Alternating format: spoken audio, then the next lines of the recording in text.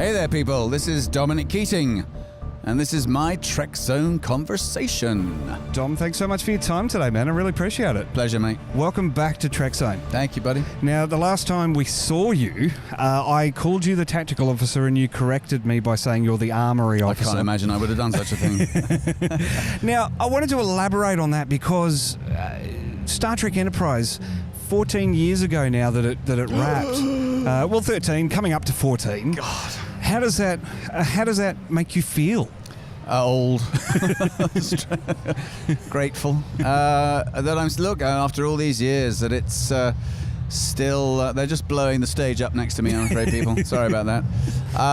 Hopefully Connor Trinneer's on it. 14 years, is it really? God, it is amazing, isn't it? How time flies, dude. We're coming up on our 20th anniversary. I mean, it's incredible. It's pretty freaky, I have to say.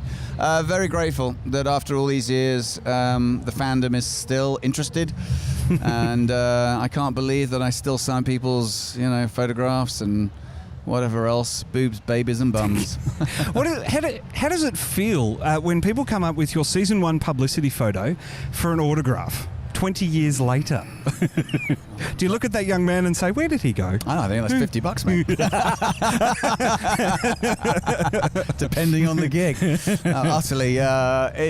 Where did that young man go? I was just on stage here at the Comic-Con in, where are we now? Brisbane. Thank you. And I was talking about, someone asked me about, have you seen the episodes? And I was like, well, not really. I have a hard time looking at myself on TV anyway. And then I can't remember how many, it was a few years back now, but Connor and I were asked in to do some commentary tracks for the Blu-ray release. And it had been at least 10 years, I think, since the inception of the show. And it really threw me for a loop, mate, when I saw this young, handsome, fresh-faced, plump, I looked and sounded like an adult. Full of hope. But full of hope. Hope for 7 seasons. In the sound studio loo there's some shitty neon lighting. I'm looking in this crappy mirror at this old dude. Like, it really upset me, man. It took me, there wasn't enough wine at lunchtime to get me through that afternoon session. It is a weird thing to see, the passing of time, mate. Now, you are an accomplished actor, both theatre and TV and stage. I've done some stuff. I mean, the main reason here, Trekzone, obviously, is Star Trek. So we're talking about your time on Enterprise. And we keep coming back to this 20th anniversary. People are still coming to the stage. Yeah. They're dressed up in cosplay and they want to engage you in Star Trek questions, and they're asking you hypotheticals and are you coming on the new show and all that sort of stuff. Did you expect that when you signed on to Enterprise? I guess I had an inkling. I had seen that documentary Trekkies. I did it as part of my research. I did 2 things. I watched that and I tried to read Dune. Got about 40 pages into that and went, no, we'll just watch the film and end of that. So I had an inkling of what I was getting into regarding the fandom.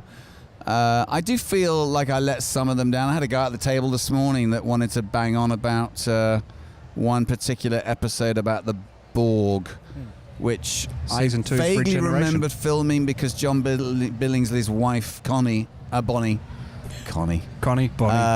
she was in it. But I other than that, I have no recollection of the episode whatsoever. I haven't seen it.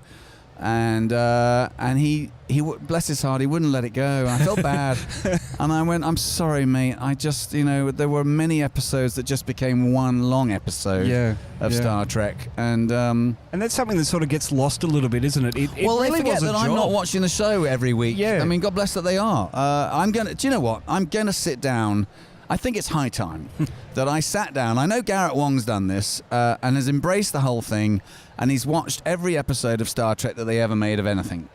And I think it's about time, in honor of all of it, that I do the same. So I think maybe over Christmas, I shall get the whole lot. And it'll be fun watching some of the original show again, because I grew up with that show. I've never been more frightened by those fried eggs on that one episode. I remember as a 9-year-old Scared out of my mind. Yes. With the fried eggs that kept falling off the buildings. This is how much of a fan I am, because that's Operation Annihilate, the season 1 Look finale of So, the original dude, series. Was that season 1, was it? It was. Oh, man. So 1967, that one went to air. Well, I never. Honestly, I was 8. So, just keeping with that theme of conventions, the first one, do you remember the first Star Trek convention that you went to? Yeah. And appearing on stage? Yeah. Did it, like you sort of had you said you sort of had an inkling, but did you know that it was going to be like that? So it was in Phoenix, Arizona, and oddly enough, I'm here with Gates McFadden, and she was the other guest. I remember when it got to the signing part, I'd already sat down, and in those days we didn't have separate lines, so they came through. They had to come through me to get to her, and clearly Gates was a seasoned Trek convention actress in those days. Frankly, I didn't know who she was. I sat down and she looked over me. It wasn't like, "Hi, how are you?" It was like, "Are you fast?" And I was like, "Oh, watch this, lady. I've got this, you old lady." Well, look, Dom, it is absolutely awesome. No, a pleasure, mate. To meet you again and have you back on the show. Thank you, bud. I know you're on a break, so I really appreciate your time. Just one thing to take us out. You did it just on stage, and I didn't realise that you had this, the alternate theme song. Is there any chance that we could get a few bars off you? Please. Okay, sure. I don't know if you guys know this, but there is an alternate theme song that I wrote on a napkin going out to FedCon from London, and I serenaded actually Jolene Blaylock with it live on stage. We'd just been canned, and I was humming the theme song, and I'd had a couple of gin and tonics, and I don't know, the first line came to me, and it goes like this.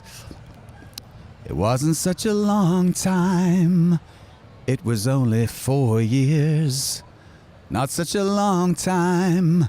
They didn't answer all my prayers, but now we're cancelled. They can kiss my ass. They can go to hell.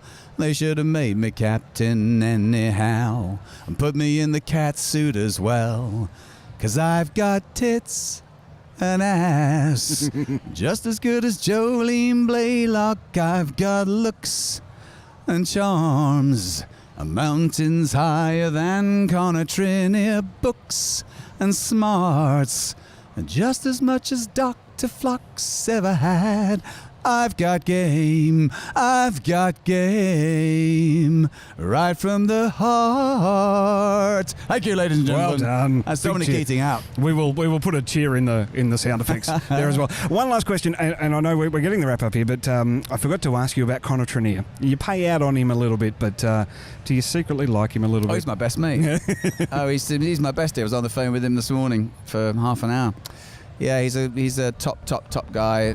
He made those years joyous, and I made a really, God bless. I mean, this show, without a doubt, I lucked out, dude. We all did, and it changed my life, and I got a best friend out of it too. Fantastic, Dominic. Thank you so much for your time. My today. pleasure, bud.